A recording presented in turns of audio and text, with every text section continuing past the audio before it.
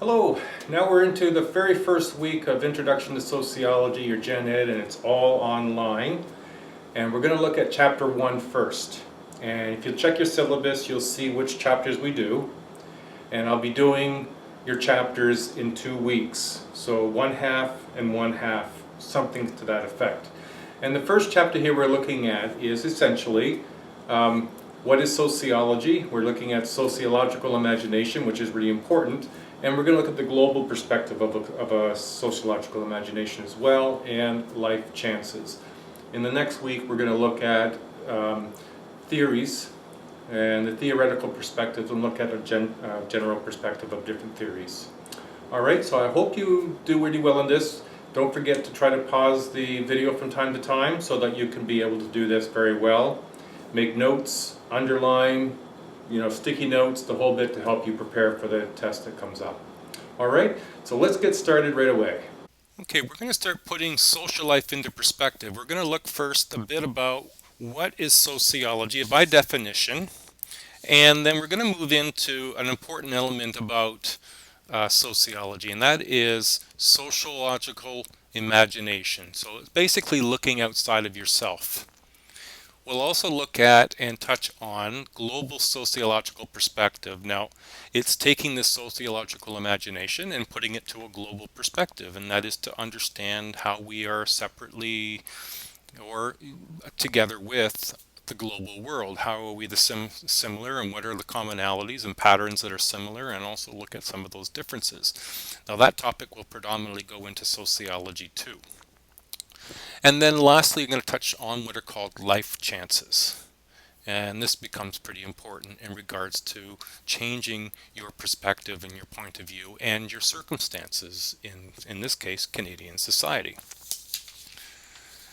Okay, so what is sociology? Well, by definition, sociology is a systematic study of human societies and social interactions. Sociologists study human societies and their social interactions in order to develop theories, and we're going to get into second week looking at theories of how behavior is shaped by a group or by group life, and how, on the other hand, group life is affected by individuals. And so sociology, as it differs from psychology, is sociology looks at the role of groups that we are either a part of and participate in. Maybe you were part of a baseball team or a hockey team. Maybe you've been involved in Girl Guides or Boy Scouts or church groups or in education. So how do these things influence you? But also in the long run, how can you as an individual influence the group? And that's one of the main perspectives about sociology, whereas psychology looks at how do you become you? What are the conditions, the circumstances, the pieces of how you get to become you. Now, sociology touches on that a bit too, but that's the main objective, is the development of theories about how behavior is shaped by group life and how group life can affect individuals. Now, an important person in the beginning of sociology was this guy here. There we go. Charles Wright Mills. And he came up with what was considered to be an important element about sociology, what was called sociological imagination. And it's defined as the ability to see the relationship between one's individual experiences and that of the larger society. And so it's really a separation between those things that are personal or private issues and those things that are public issues, and how they relate to one another and how each can contribute to our life circumstances. So for example, if you're looking at personal or private troubles, you could consider that the individual and the network of people who I'm associating with on a regular basis influence my circumstances. So for example, if we look at homelessness, this could be based on an individual or private trouble, something that's gone on in their life. They've lost a job. They've developed a mental health issues which has affected some of the conditions in their life. Unemployment, divorce, family violence, all of these can be viewed as personal issues that people, due to circumstances within their own lives, participate in and experience in their lives, which affect their circumstances.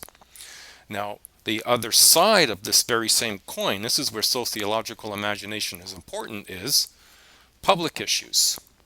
Matters beyond the individual, beyond their own personal control, that are caused by problems originating at a societal level. And again, you can look at homelessness, unemployment, divorce, family violence, and say that there are also public circumstances. A change in government. We're going to have an election in October, and if there's a change in government, there's a change in some policies, and some of those policies will affect individuals, whether that's in education, housing, employment, and that could affect people's homes, unemployment, divorce, how they handle stress, and the stress that's been experienced by them. So it's important when we look at sociological imagination that we don't just point a finger at the individual and say they're bad, that if they just did better, their life would be better. Because there are times, and many times, when in our lives there are bigger issues that impact us that aren't not because we're deficient or inadequate, but sometimes things affect us. And so this is what is important about sociological imagination, is just not to take a personal view on everything and blame the victim, but sometimes consider that there are external things that can affect individuals beyond their control. Now, in Wright's sort of view here, there was a promise that the first fruit of the imagination enables the person to interpret his or her experience and gauge one's own fate by locating oneself on the historical period when one lives. That is to say, what's important about that is that where we are today, we're able to, through our imagination, be able to get some perspective of where things were, say, 10 years ago, 20 years ago, and start to imagine how we are today. That there are some things privately that we're able to do differently that will affect our positive outcome. And there's things that could occur within the public. So for example, look at the election. Now I could sit back and not vote, thinking there's no role that I play and that any change in government or anything that I could do will have no change on my circumstance, and then don't vote. But then the other part of the public view is, as an individual, I can vote, and collectively, our votes can either keep a government or change a government, which can have an impact on each of our lives. Okay? So why do we study sociology? Well, let's look at that. Now, when we're thinking about why study sociology, well, part of it is to get a better view on a scientific-based, data-based, unbiased perspective about the world around us. So the goal for sociology is largely about being as value-free as possible. So not to bring in your point of view, your personal perspective, your beliefs, but to keep them at the door and do research based on the real data that comes in, look at that data and help see what that data tells you about the world around you. Sociologists attempt to discover patterns or commonalities in human behavior. You know, as Canadians, we have certain behaviors that make us Canadians. As people living in Owen Sound, there are certain behaviors. You can go across Canada and hear different slangs, if you will, language styles across Canada. And so those are patterns. And sociologists look and see, what are the patterns that exist? How do they come about? What are the influences of these patterns? And how many of these patterns do we find in other cultures around the world that are similar to the ones that we find in Canada? Not that they do the same things, but they evolve in the same manner, or they've got similar aspects that contribute to how societies form and evolve. So they search for multiple causes. It's also known as correlational. So rather there being a single cause for, say, homelessness, there are correlational causes or correlational explanations. There's more than one reason that homelessness exists. It's not just the lack of money or the lack of a job or not having a home. It could be other variables that can contribute to a person becoming homeless. So they are correlational. They exist at the same time, but they're not cause and effect. And a lot of sociology is a lot like that, looking for the kinds of explanations that can give us insight as to why phenomena exist. So when we consider the central concepts about sociology, we would consider society as a central concept. And this is a large social gathering that shares the same geographical territory and is subject to the same political authority and dominant cultural expectations. So Canada would be considered a society. We share a geographic territory, the borders separating, U.S. and Canada, and then of course the oceans. Um, we have a similar political authority in terms of right now we have Harper and the Conservatives as the Prime Minister and federal authority, and dominant culture. There is what we would call a Canadian culture. Americans know who Canadians are by the way they talk, the way we behave, even in some cases the way we dress. And we would say the same about the US and other cultures. Now, global interdependence in terms of a concept in society is issues in one part of the world affect issues in another part of the world. So, for example, where this global interdependence, there are parts of the world that aren't very developed yet. They're not using a lot of technology. They don't have a lot of access to the kinds of resources that we in North America have. And yet the environmental conditions that we produce affect other parts of the world. Wars and conflict that exist in one part of the world can affect other parts of the world. Famine, AIDS, the economy shifts and changes. These all can have ripple effects throughout the world. So this is what they mean by global interdependence. Interdependence really just means that one thing affects another. A relationship in which the lives of all people are intertwined closely, and any one nation's problem are a part of a larger global pattern. Okay, so when we look at why study sociology, I'd like you to look at on page 5 the common sense knowledge and do the little quiz. Um, Common sense is most often based on belief, not so much on fact. And sociology, going in as a science and doing research based on unbiased data, produces more social facts that give us information as to how to understand the social world around us. So the discipline of sociology assists us in the understanding of ourselves and our social world.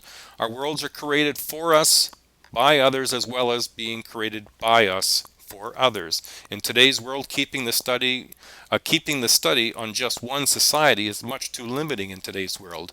With globalization, interdependence, and rapid change, sociology doesn't study just one society, it studies a global world of societies. Now, when we look at this on a more global perspective, I'm showing is a map of the world and looking at the world divided into higher income countries, middle income countries, and lower income countries.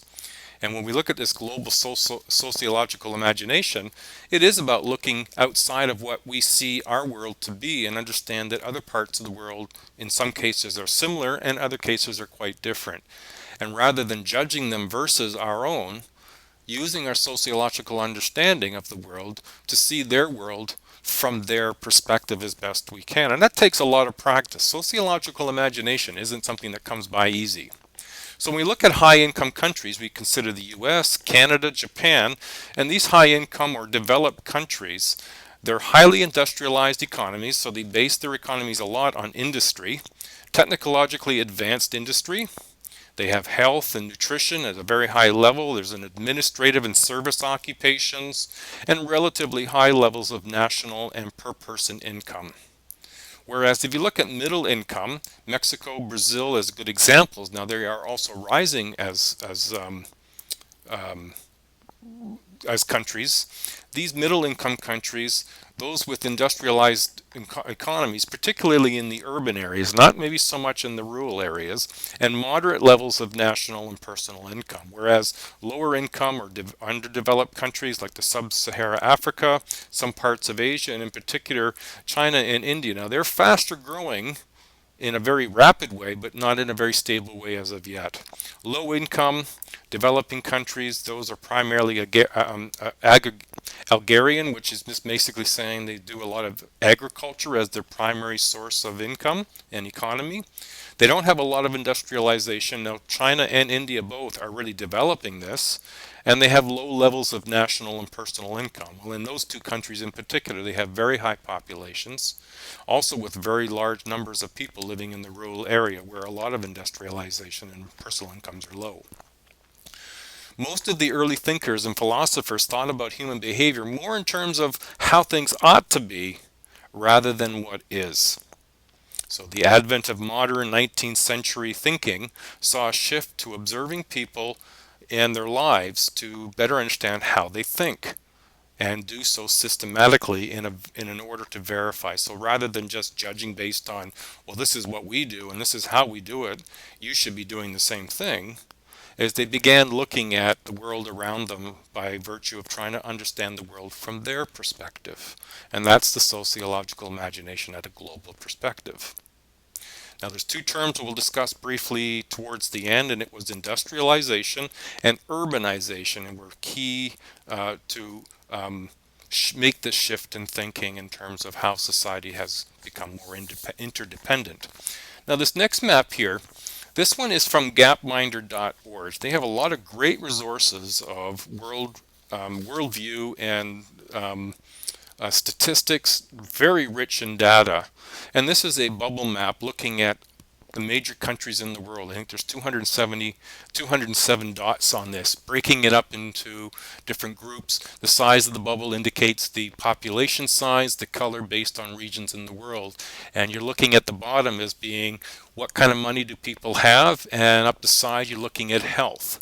Now, this is only one example to show the differences in countries of what we would call, lower income up to higher income. They tend to have more money and they tend to have better health. And health is being measured by virtue of children dying before the age of 5.